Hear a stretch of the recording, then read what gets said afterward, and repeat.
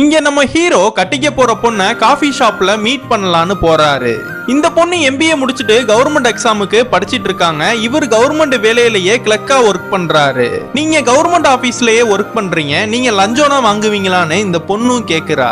எனக்கு லஞ்சம் வாங்குறதுனா பிடிக்காது, எனக்கு போதுமான சம்பளம் கவர்மெண்ட்லயே வருது, அதுவே எனக்கு போதும்னு சொல்றான். நான் கல்யாணம் பண்ணதுக்கு அப்புறமும் நான் வேலைக்கு போவேன்னு இந்த பொண்ணு சொல்றா. அதுக்கு அவனும் நீங்க MBA வரைக்கும் படிச்சிருக்கீங்க, வேலைக்கு போகாம இருந்தா எப்படின்னு சொல்றான். நீங்க வேலைக்கு போறதுல எனக்கு எந்த பிரச்சனையும் இல்லைன்னு சொல்றான். இதனாலேயே இந்த பொண்ணுக்கு அவனை ரொம்ப பிடிச்சிருது.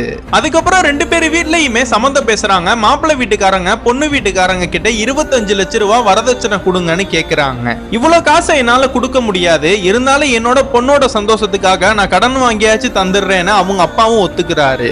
ரெண்டு பேருமே பேசி பழகி இப்படியே லவ் பண்ணவும் ஆரம்பிச்சிடுறாங்க.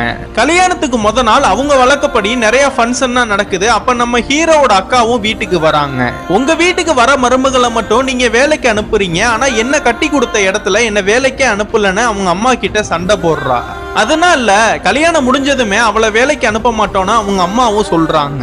கல்யாணத்துக்கு முத நாள் நைட்டே இந்த பொண்ணு கவர்மெண்ட் எக்ஸாம் எழுதுன ரிசல்ட் வருது. பார்த்தா இந்த பொண்ணு பாஸ் ஆயிருப்பா. இப்படின்னா இருக்கும் போது அந்த அக்காக்காரி வந்து உங்க மாமியார்ட்ட நான் கேட்டேன், உன்னை வேலைக்கு நான் அனுப்ப மாட்டேன்னு சொல்லிட்டாங்கன்னு சொல்றா.